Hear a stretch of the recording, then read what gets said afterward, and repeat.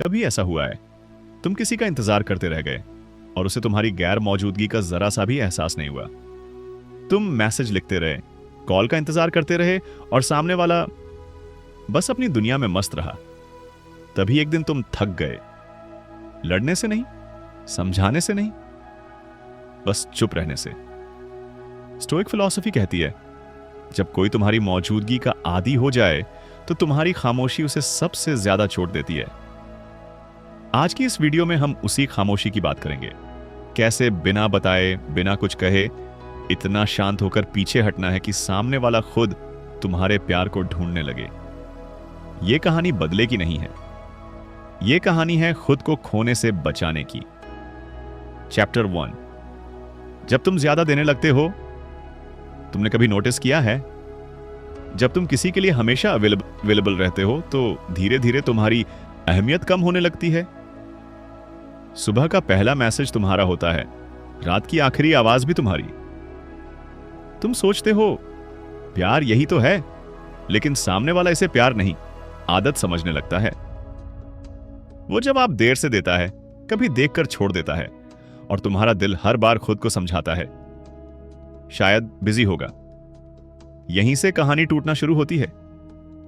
शुरुआत में तुम्हें कुछ अजीब नहीं लगता क्योंकि तुम देने वाले इंसान हो।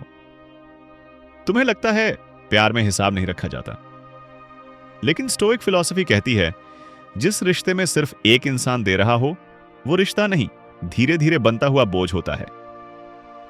तुम उसके मूड के हिसाब से खुद को डालने लगते हो। अगर वो खुश है तो तुम भी खुश, अगर वो चुप है तो तुम बेचैन। तुम्हारा दिन अब उसके एक रिप्लाई से तय होता है। और सबसे खतरनाक बात, तुम इसे नॉर्मल समझने लगते हो।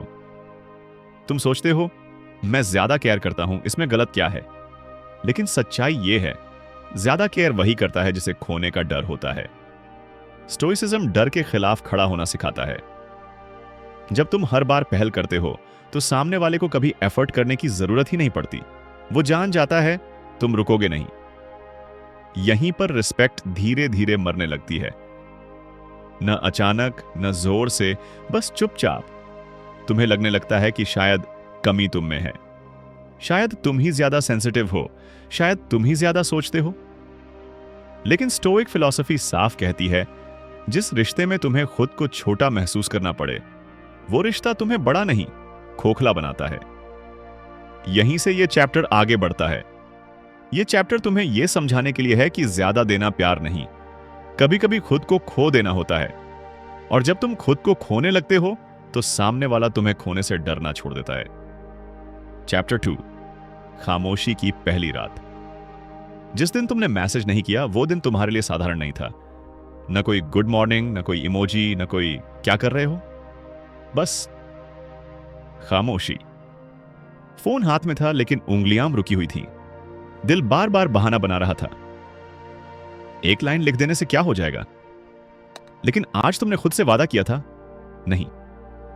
यह खामोशी किसी को सजा देने के लिए नहीं थी, यह खुद को बचाने की कोशिश थी। शाम होते होते बेचैनी बढ़ने लगी। हर नोटिफिकेशन पर दिल तेज धड़कता था लेकिन स्क्रीन खाली रहती। यहीं पर इंसान टूटता है। स्टोइक फिलॉसफी कहती है सबसे मुश्किल लड़ाई दूसरों से नहीं, खुद से होती है। रात आई, वही रात जिसमें पहले बातें होती थीं, हंसी होती थी और कभी कभी बिना वजह की लड़ाइयां भी।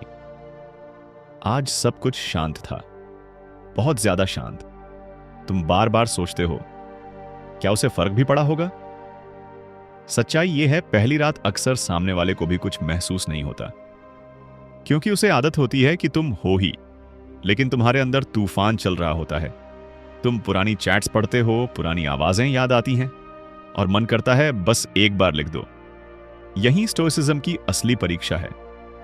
स्टोइक इंसान भागता नहीं, वो रुकता है। वो उस बेचैनी को महसूस करता है लेकिन उसे कंट्रोल करने देता है, अपने फैसलों को नहीं। रात के 12 बजे फोन अब भी साइलेंट है। तुम समझ जाते हो जिसे खोने का डर होता है वो पहले लिखता है। और अगर सामने वाला अब भी शांत है तो इसका मतलब साफ है तुम्हारी मौजूदगी उसकी जिंदगी में अब तक चैलेंज नहीं बनी है। लेकिन स्टोइक फिलॉसफी जल्दी नतीजे निकालना नहीं सिखाती। यह सिर्फ पहली रात है। हर आदत को टूटने में समय लगता है। तुम बिस्तर पर लेटे हुए छत को देखते हो और खुद से कहते हो, मैं किसी को सबक सिखाने नहीं, खुद को समझने के लिए चुप हूं। यही सोच तुम्हें कमजोर नहीं, धीरे धीरे मजबूत बनाती है। सुबह होगी और इस खामोशी का असर तुरंत नहीं लेकिन जरूर दिखेगा, क्योंकि जो इंसान हर दिन तुम्हारी आवाज का आदी हो, उसे तुम्हारी खामोशी एक दिन नहीं पर चुभेगी जरूर। चैप्टर 3। जब उसे तुम्हारी कमी महसूस होने लगती है। खामोशी को कुछ दिन हो चुके होते हैं।